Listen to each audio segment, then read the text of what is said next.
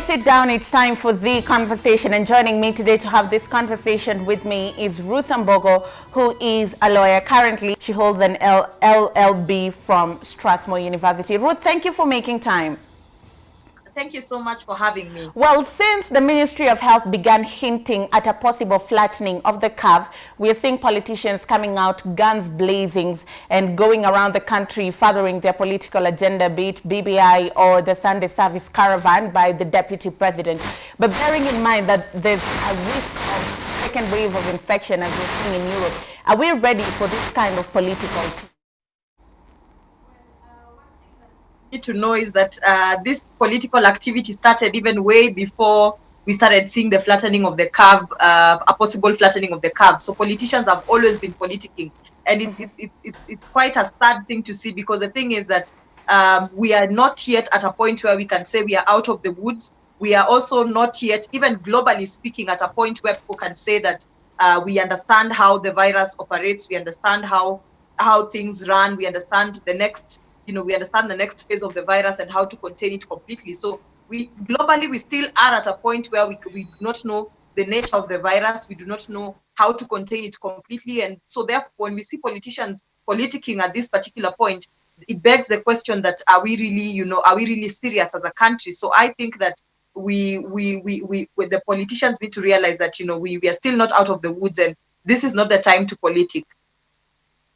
Seeing these politicians very eager to crawl out of their shell and start going out to the masses, yet as you say, medically it's not safe to get people in large numbers out there. Well, you know that it is very, when you remove fish from the water, the fish automatically dies, because fish thrives best in water. Telling politicians not to politic is like removing fish from the water, because this is what they do for a living. This is what they're used to. They're used to crowds. They're used to meeting people. They're used to organizing political rallies. They're used to engaging large crowds of people. So I think for them, it's just that urge that, this is what I do for a living. This is what is in my DNA, and therefore trying to make me not do what I am used to, what I love doing, what I am known to be doing, is making them feel quite uncomfortable. So it's just a situation whereby you're trying to force a fish to thrive out of water. So it's pretty much, there's no explaining it. But then again, also it's also the quest to try and start solidifying their ground before 2022, which I think is quite premature, because we still have pretty much 2 years to go before the next general election. So it's also a question of how do we consolidate our base before 2022? How do we begin making moves before 2022? And when you look at it in terms of the number of years that we have left before 2022, it is still premature. I mean, that's one way of doing Kenyan politics, getting people out there and having them shout your name and dance to political tunes. However, in an ideal situation, the Jubilee administration still has 2 years. What amount of work would they be able to get done during this period, so that maybe when the DP gets out there in 2022, he goes out there with on the basis of a track record and not just a hustler slogan? Well, and that is where the question lies. The fact that if you focus, you can only do so much. There's only so much that you can do within 2 years. And also the fact that you either have to choose between whether you want to politic for 2 years, or whether you want to actually focus on development and on delivering on the agenda that your political party had, or that the political party had promised the people on the manifesto of the political party. So basically it's a choice between, are you going to politic, or are you going to focus on delivering that particular mandate of your political party? And as it stands right now, it appears that the deputy president has chosen to politic, as opposed to joining probably his party leader in trying to deliver on the manifesto of his party. So I don't know what this will portend for his candidature, because a lot has been said about the relationship between him and his party leader, the relationship between him and his political party. We've seen in the recent days that there's an attempt to sort of deregister him as a member of Jubilee Party. So if indeed he's registered as a member of Jubilee Party, then he doesn't owe anybody he doesn't owe any responsibility of being part of fulfilling the mandate of the political party that is. if he indeed remains a member of Jubilee Party, then he might have to answer some questions when 2022 comes, when people will ask him that for the last 2 years, what have you delivered? Were you part of the big four agenda, for instance, that the political party or that the president had been working towards achieving? What had you delivered, or what was your role in ensuring that the big four agenda has been delivered? What was your role in ensuring that development as per your manifesto had been achieved? So I think it's a question of, if he remains a member of Jubilee Party, will he continue to push the agenda that the president wants, or will he continue to politic as he has chosen right now? But either way, the responsibility will lie on him in 2022 to answer the questions that what role did he play in trying to bring about development when he ought to have been working with his government. Great, and I'll come to the role of Kenyans just briefly and questions they should be asking their leaders. But it's these very Kenyans that risk contracting COVID-19 that are being hit by the economic repercussions of COVID-19. Over 65% of Kenyans have taken pay cuts, 40% fear they will lose their jobs. However, it's the very same people that show up in large numbers in these rallies. Is it that Kenyans just do not learn, or what is it? First of all, it is that Kenyans also love politics. Much as their politicians love politics, Kenyans also love to politic. And second is that to a good number of Kenyans, this is actually usually a chance for when politicians gather or when politicians come to meet them. It's usually a chance for them to have their little moment of eating, or their moment of their turn to eat a bit, because when politicians, of course, mobilize people to attend a political rally, you would want to imagine that there are certain costs that are involved, mobilization costs that are usually involved, money that is given to people to attend these particular rallies. And now things are even worse because, as you have just mentioned, Kenyans have lost jobs, Kenyans have taken pay cuts. So now, and I'm looking at especially the local common mwananchi, the one who is literally at the bottom of the food chain. When a chance presents itself to meet a political leader, they would grab it by the horns because they're thinking, probably out of this particular opportunity, I will be able to gain, I'll get some 500 for the day, or I'll make some 200 shillings, which I can go and feed my family using the same. So I think it's a question of Kenyans trying to seek as many avenues as possible of trying to make a living for the day. Also the fact that we love politics, but then again, we should be concerned, because imagine right now if the country goes into a second wave of coronavirus. I mean, look at how we have handled the first wave. We did not successfully, we cannot claim 100% success in the manner in which we handled COVID-19 first phase. So what about the second phase? It comes and sweeps across across an entire region. What happens to us as a people? Look at what is happening in the United States, where you look at the president who had once denied the existence of coronavirus, who had even at some point told his followers not to wear masks, and that this was a scam, this was a Chinese flu or some Chinese virus, and then he eventually contracts COVID-19, and this is towards very many days, very many months into the virus having started. So if presidents of first world countries can contract COVID-19, what about ordinary mwananchi? And I think that is where we need to look at, really introspect as citizens and ask ourselves as we are attending these political rallies. Political rallies are not bad, gatherings are not bad, but are we really do we care about our own health? Do we care about the health of our families back at home? Because when you go for these rallies, you get back home, you are interacting with people that you don't know where they've come from, you don't know who they've interacted with. You carry, God forbid, you carry the virus to your home. The virus continues spreading, and you go back to ground zero, where now we have to deal with this, all over again. Mm-hmm. Ruth, from what I'm getting is, ideally, politics should be a symbiotic relationship where the politician gains your votes and get into office, but you also gain from them being in office through service delivery. As is, politicians are leveraging the desperation of Kenyans, as you've mentioned, to gain political mileage, because they know Kenyans really need the little money that they will offer on the side. However, as Kenyans, in these 2 years, now that the political tunes have already begun, what should we be asking of our leaders? Because previously they've come to us with glowing manifestos that they've been unable to deliver. The Jubilee government is a poster child of how difficult it is to put pen and paper to work. What should Kenyans be asking of these leaders when they come to them? I think the first thing that Kenyans should be asking of these leaders is the most basic of questions. The fact that, what agenda do they have for the ordinary man? And when I talk about the agenda for the ordinary mwananchi, I'm talking about an agenda that touches on critical issues and critical aspects of survival in the society, such as, for example, how do we put to the table? How do we ensure that, how do we ensure that Kenyans are earning a decent living to be able to feed their families and eventually be able to save and be able to contribute towards the growth of the economy? How do we ensure that proper health care is implemented? Because you know that when you have a sick nation, then it's pretty much impossible to deliver on any development agenda. We should be asking ourselves and our leaders questions such as what's the progress of major infrastructural development projects that government has been undertaking in the past years, and how are these projects beneficial to us?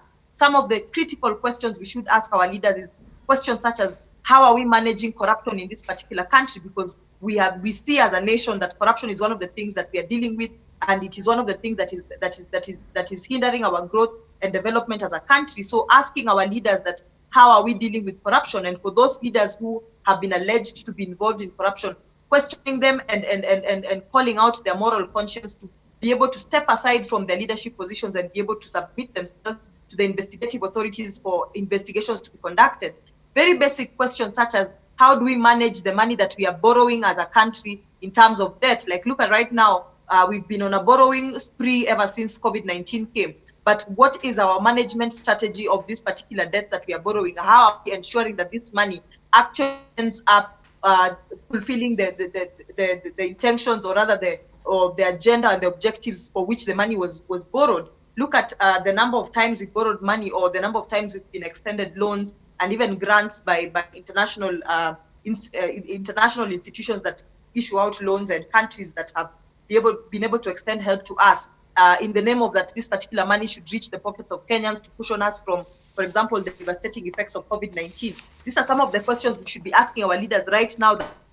That when this money came, how many people have benefited? How come that as an ordinary citizen, I probably haven't been a beneficiary of the same, despite the fact that I fall in the category of people who should be benefiting? We should be asking ourselves and our leaders questions such as, are we ready to go back to normal operations as a country? Because it would be devastating if we went, for example, right now, the biggest question that Kenyans are asking themselves is that when government says we should resume school, when government says normal operations in schools should resume for class 8 students and university students, how ready institutions to take back our students back to class? So there are so many questions that we can ask our leaders, but of the greatest importance is that we should ask our leaders, where is their priority in terms of issues concerning Mwananchi? So basically, in summary, it is, what is their priority when it comes to Mwananchi, the ordinary Mwananchi? What is their priority? Where have they put their priority? Ruth, very briefly, we are seeing them traversing the country, and just like you've mentioned, there are key questions that should be asked,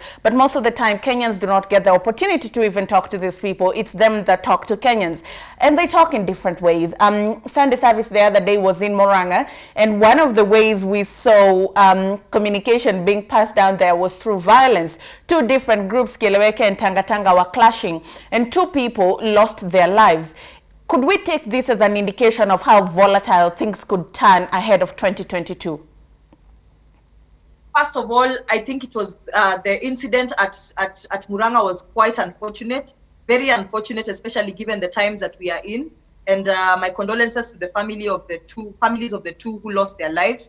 And second, that we should be worried as a country, because if this is what is happening 2 years before elections, the question on Kenyans might be that if this is the hunger within which we already want to have power, the hunger with which we already want to get into positions of leadership, with which we already want to move into State House as soon as possible, then what happens in 2022? I think we should be worried as a people, and that we should take it upon ourselves to, number one, desist from being used by these political leaders, because those who ended up dying one by the political leaders themselves. These political leaders rely on we as citizens to be able to the violence that they would need to start up conversations or to build up discussions around their candidatures.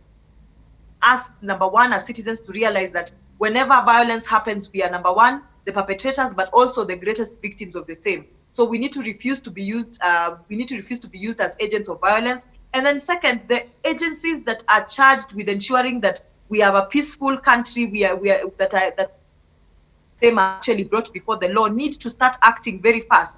because that laxity in action, that laxity in not bringing to book these particular individuals who are suspected to have funded the violence is what leads us to a country that believes that, oh, you know what, I can easily incite people wherever I am or wherever I wish to hold a political and nothing will be done to me. So I think commissions such as the National Cohesion and Integration Commission needs to take their job very seriously, because at this particular point, whatever actions they take and their failure to act and their failure to, if they fail to act, if they fail to move, and I've seen that a statement was released the other day banning political movements unless approved by government, that whatever actions at this particular point will crucially set. Ruth, I've lost you there briefly, but staying with violence, we saw what happened in the country in the year 2007. A lot of people lost their lives, people were internally displaced, and property of high value was lost. From a socio-political and even economic perspective, particularly economic, why can't we afford to go back to where we came from, particularly in this day and age, bearing in mind where the Kenyan economy and the Kenyan is? I think, number one, we can't afford to go back to where we came from because of, first and foremost, the destruction that happened. The destruction that happened in 2007. Look at the lives that we lost. We would not want to go back there. It was a dark season. It was a season that sowed seeds of hatred amongst us, a people that have been known to be a loving people, a loving nation, a very friendly people. So it is, number one, first and foremost, we cannot risk to lose the lives that we lost back in 2007, sorry. And number two, the fact that we cannot afford to undergo the devastating economic losses that we underwent in 2007. We literally were almost brought down to our knees as a country, economically speaking. One of the things that happened was that investor confidence in the country went down, you know, foreign investment disappeared. Persons who would have wished to, the confidence of persons who previously had invested in the country went low. We needed to go back to the fact that we needed to actually rebuild our infrastructure. Remember that schools were burnt down, hospitals were destroyed, basically infrastructure was destroyed, and we needed to get to a point of now having to reconstruct. I don't think we've made quite a lot of strides in terms of reviving our economy ever since 2007. We've made a lot of strides in terms of trying to harmonize our country and as a people. So we cannot afford to go back there, simply for the two reasons, if not for anything else, but for the two reasons that we cannot afford to lose a life or lives because of electoral violence. And number two, that as a country, we've come so far economically, and looking back at devastating effects economically back in 2007, we would not want to go back there as a nation. We've done so well for ourselves so far. Ruth, as we almost come to a close, I want to find out from you, 2022 is almost here, 2 years out. What sort of paradigm shift needs to take place in the minds of Kenyans with the way we perceive politics and politicians? Number one, one of the core paradigm shifts that needs to take place is the politics of money politics. And the politics of whoever pays me, whoever buys me a less, or whoever gives me a t-shirt is whoever I will vote for. Because it is because of this particular politics that we end up electing leaders that we regret much later. So the politics of, I think some people call it tumbocracy, that, you know, whoever feeds my stomach for that particular moment is whoever I will vote for. So one of the paradigm shifts that we need to adopt is the fact that we need to listen to our leaders and ask them what is it that they are planning to offer us in terms of leadership. What plans do they have for us? What's their agenda? What difference do they plan to bring about with their leadership? So I think that's number one. That's what needs to change in terms of our politics. Number two, we need to shift. We need to have a shift in terms of having at least more young people putting themselves up, or rather presenting themselves up for leadership. We have seen the kind of young leadership that has been offered by the young leaders who are elected in the last elections. And I think now the youth need to understand that, you know, our issues can only be brought to the table. Our issues can only be raised, can only be resolved if we have more young leaders on the table. And when I talk about young leaders on the table, I would also like to add the fact that more women need to run for elections and be able to pursue their dreams at getting political seats, because we are now at a position where now we are at a at a conundrum as a country, because we're asking ourselves, the two-third gender principle is here, but how do we implement it? And one of the ways of implementing it is by ensuring that as many women as possible present themselves for elections. A lot needs to change. Our institutions need to change. The institutions that manage elections, IEBC, there is a lot of reform that needs to be done in the IEBC to be able to have more, elections that people actually believe in, like results that people actually believe in. And we also need to move away from the culture of the culture of always believing that, if I lost unfairly. This is not to castigate anybody who has felt that they have lost unfairly in the past, but this is to say that, the more we strengthen our institutions, the more we shall find ourselves in a situation whereby if a winner has won, they have credibly won, and people do not have to fight about elections. If a loser has lost, they have credibly lost, and they accept the loss and move on. Now, Ruth, finally, very briefly, I want to find out from you, besides gender and age, what are some of the qualities that we should look out for in the leaders that we will be putting in office in 2022? Are we talking about presidential elections, or what are we talking about? Just the general, what should be the baseline for the leaders that we put in office? I think one of the few things that we should look at is the fact that these people, that whoever we are thinking about bringing to office, whoever we are thinking about voting for, are they people who understand the problems that affect Mwananchi? Because we've had cases where leaders have been elected who are completely out of touch with the issues affecting the Mwananchi that they purport to represent. So number one, the ability to understand the issues that affect Mwananchi on the ground, the ability to relate to these particular issues and actually come up with solutions that are tailored to be able to resolve the problems that Mwananchi actually face. Number two, we need creative leaders. We need creative and innovative leaders. We need leaders who can be able to look beyond their mandate to come up with creative solutions to the problems that we face. One of the biggest problems that we face is unemployment. What are some of the creative solutions that these leaders can come up with to ensure that unemployment is dealt with?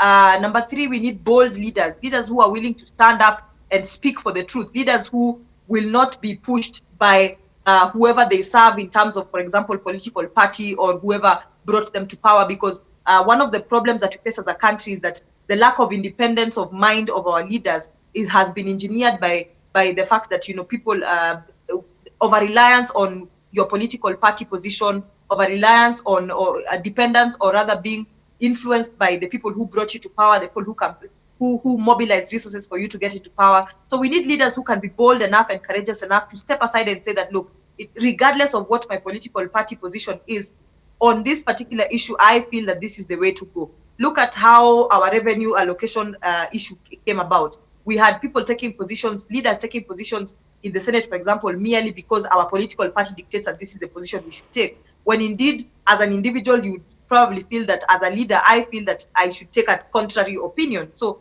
courageous leaders in touch with reality and in touch with the issues affecting the common Mwananchi, and leaders who are able to be bold, leaders who are able to be creative enough to come up with creative and innovative solutions to the problems that we face as a people.